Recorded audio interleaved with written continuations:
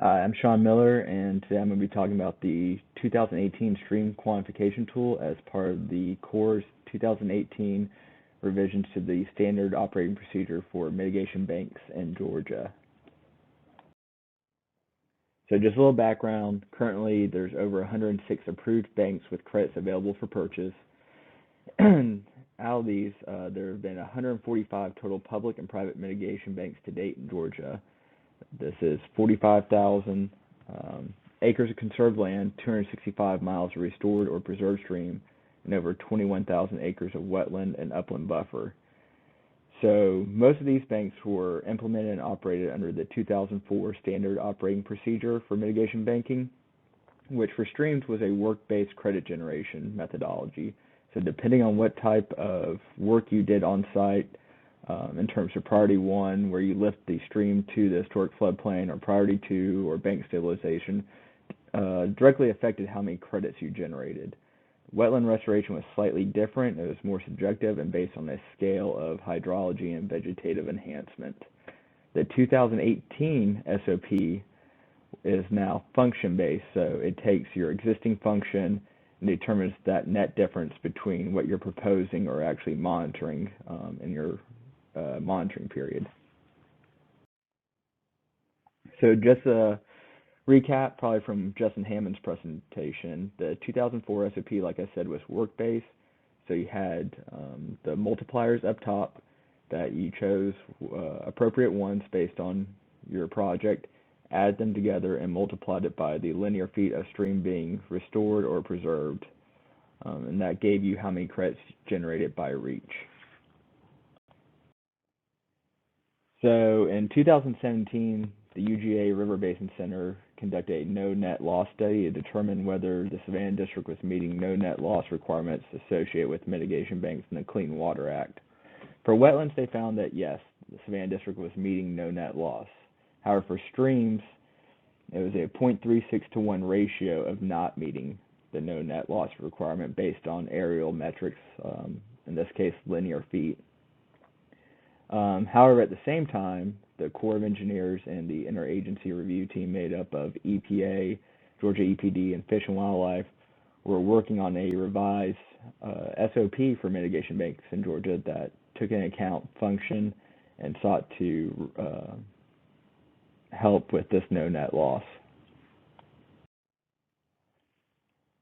So the 2018 SOP is nicknamed SQT LITE because compared to other SQT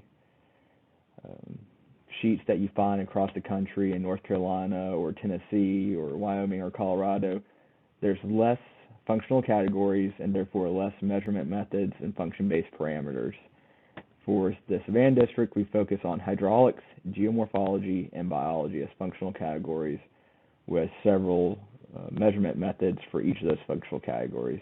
So like I said, when you do a project, you determine your existing condition using these functional categories and look at the net difference between what you're proposing and ultimately what you find during the monitoring period to determine your credit generation.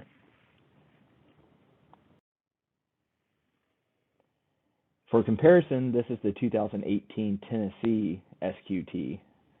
So it's still function-based. It's using the SQT. They tell there's additional functional categories, primarily hydrology and physiochemical. Additionally, within each of the functional categories, there's several more function-based parameters and measurement methods to determine the overall function of your stream reach and riparian buffer. So all these SQTs are based on the Stream Functions Pyramid framework created by Will Harmon with stream mechanics. So he has a base of hydrology, which goes up into hydraulics, then geomorphology, physiochemical, and biology. So another way of looking at this is upside down, where hydrology directly affects your hydraulics, hydraulics directly affects your geomorphology, then your physiochemical, and ultimately your biology. So basically, if you have good levels up top, it bleeds down into your next level. So if you have good physiochemical, geomorphology, and hydraulics and hydrology, you're on your way to a good biological community. So another term for this would be trickle-down ecology, in my opinion. So in reality, when we start looking at ecological communities and stream health and everything else that goes along with this, it's a lot less simplistic than what the pyramid framework lays it out to be and what the SQT may determine as the appropriate methodologies to measure these functions. So there's a lot of interconnectedness between each of these parts, and not necessarily fully functioning systems of one area directly means that you're going to have full function in another area. For example, the stuff I'm going to touch on later is just because you have a very stable stream geomorphically does not mean you'll have very good biology, and if you may have good physiochemical. Everything on the top of that period may be good, but you may be missing necessary habitat to actually enhance biologic communities. So when we look back at the performance standards tied to this SOP, it's nice to look back at the 2004 typical performance standards that you found for mitigation banks in Georgia. They varied from project to project and were based on that multiplier found in the SOP worksheet and what level of monitoring you chose. So for restoration, you always had to choose excellent, but for riparian enhancement and things like that, you could choose different levels of monitoring. This also led to different data being provided in monitoring reports based on consultants and even projects by the same consultant. For example, you may have biological monitoring metrics such as IBI and the EPD macroinvertebrate metrics, but you may not have the raw data included in the monitoring report. Also, just based on the time of the submittal of a lot of these banks, you didn't have a lot of digital copies of these reports. It's mostly hard copies that got filed away, and it wasn't readily available for review by the general community through rivets and things like that.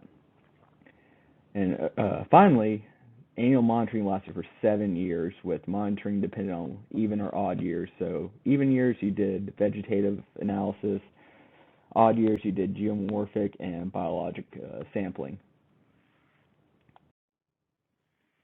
So with the 2018 SOP and SQT, you have set performance standards for stream restoration with an interim and a final performance standard. So once you meet all your interim performance standards, you can move on to your final performance standards to try to generate the credits that you originally had proposed in your banking instrument. So these performance standards are, as you can tell when you look through them real quickly, are directly tied to the SQT measurement methods that were in the Excel sheet. So just going through the functional categories included in the Georgia SQT, like I said, there's no hydrology when compared to other SQTs that have been developed across the country. For example, North Carolina and Tennessee have a catchment hydrology and reach runoff measurement within the hydrology category to determine sort of the stability of your watershed. Or erosion potential. For example, reach runoff includes BMPs and things like that, forested cover versus ag cover, impervious cover. So moving on to hydraulics, the two methodologies that we have for the Georgia SQT are bank height ratio and entrenchment ratio.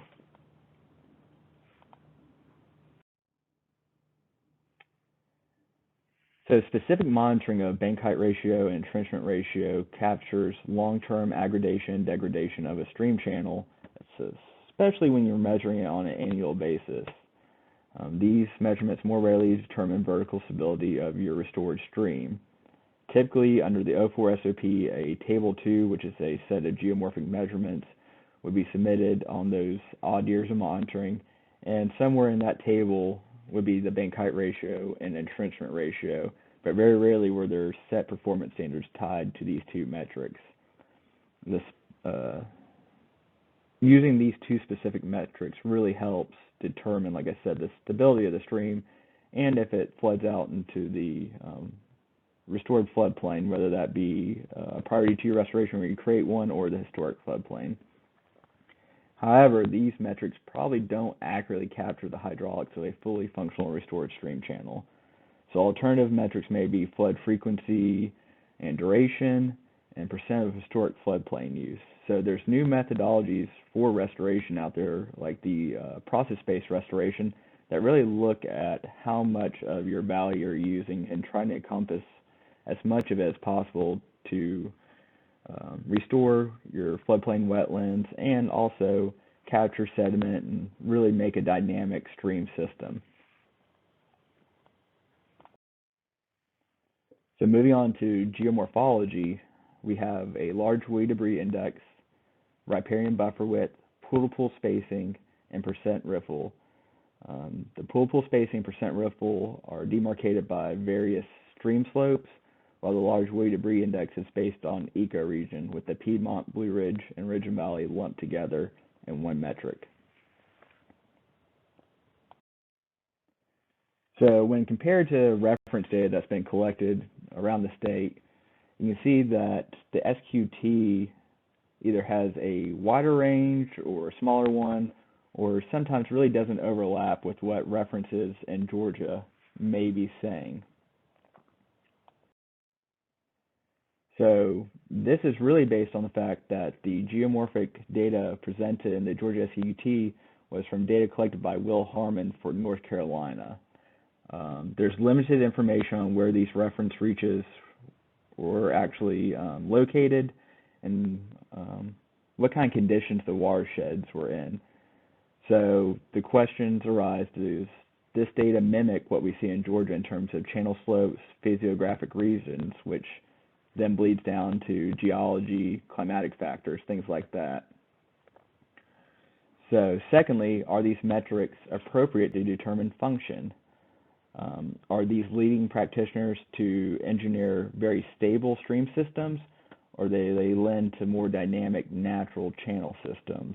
So what's the targeted goal of our restoration projects in Georgia using the SQT? And again, there's other methodologies that may be more appropriate that are tied to this geomorphic stability. One of these may be roughness coefficient and shear stress, if we're going for a more stable engineered style of stream restoration.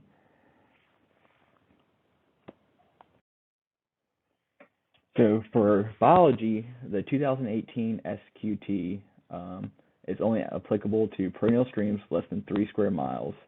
And then currently, it's only used in the Piedmont and Blue Ridge. And so we have different metrics, EPT taxa, Klinger, Shredder, and Burrower, with the Burrower only being used in the Blue Ridge ecoregion. When compared to the 2004 SOP, most performance standards use the EPD metrics based on the level 4 ecoregion where you collected the data. Again, there's limited reference data. So for example, for the 45A Southern Inner Piedmont, you see the list of metrics that would be used in the calculations on the right, but there's only 5 reference reaches provided when you download this data from the EPD website.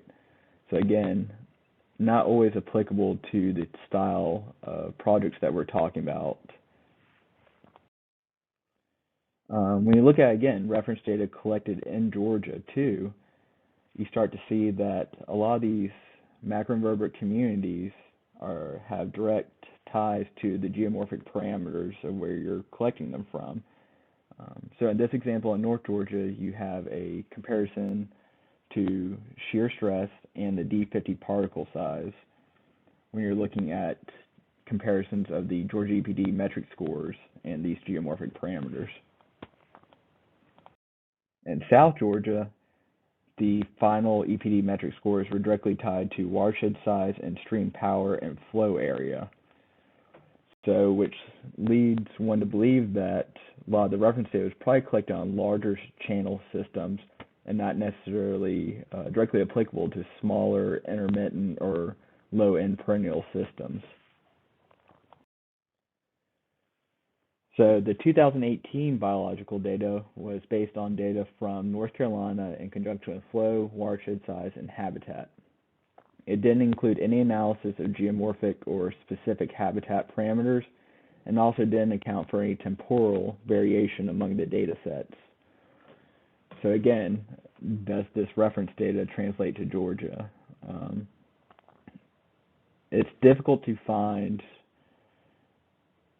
decent reference sites for these macroinvertebrate communities when you have to sort of determine whether you need something to be geomorphically stable at the same time, or do we look for unstable stream systems that may have decent macroinvertebrate communities. Additionally, we have to consider the watershed conditions, so precipitation, temperature, geology. All these things are going to have a direct effect on macroinvertebrate communities. So what spatial scale do we need to look at these communities at to determine actual functional lift through these restoration projects? So overall, the 2018 SQT does definitely better handle specific issues of long-term monitoring and stability, and really does try to target, determine that functional uplift from restoration projects. Most importantly, it creates a standardized framework that allows for easy comparison between multiple restoration projects and from year to year of the same project. Issues that may arise, though, are we mimicking nature or hedging everything on the stability of a stream system? So without really getting into how the pool spacing and percent riffle may determine the lower levels of the stream pyramid, it's hard to say what the end goal is of using those metrics a lot of the times, especially when you compare reference data collected within the state that may show slightly different data than what the SQT is showing. So there needs to be some flexibility in how that data is used and the ability to put in reference data collected within those same watershed of the proposed project. And again, are all good and healthy biologic communities directly tied to physical stability, or could creating areas of instability actually improve our macroinvertebrate and fisheries communities? What this may lead to is that it may be necessary to develop site-specific performance standards for individual restoration projects if it's determined that the SQT data does not directly line up with reference data from the watershed, or if there may be alternative metrics that could be used to better capture the restoration and the functional uplift that's proposed. And again, this was the allowable coarseness of performance standards. So are we going to be directly tied to fitting in each of these boxes, project after project, or is there wiggle room in there? Again, one of the goals of this SQT is for standardized framework for comparison of future projects. So there may be some give and take and compromise on those issues to really make the program better instead of maybe focusing on individual projects. And finally, a question that's going to be consistently asked is, what is a reference? So I think a couple times now I've referenced, is an unstable channel geomorphically, is that necessarily bad for macroinvertebrates and fishery communities? So we have to look at those kind of things and determine what's important and have realistic expectations. Just because maybe a stream situated in an urban area doesn't mean that we should write it off just because the macroinvertebrate communities may never respond to restoration work that occurs. So we really need to target the goals and objectives of these projects and have realistic expectations and realistic metrics to monitor those goals and objectives. Thank you.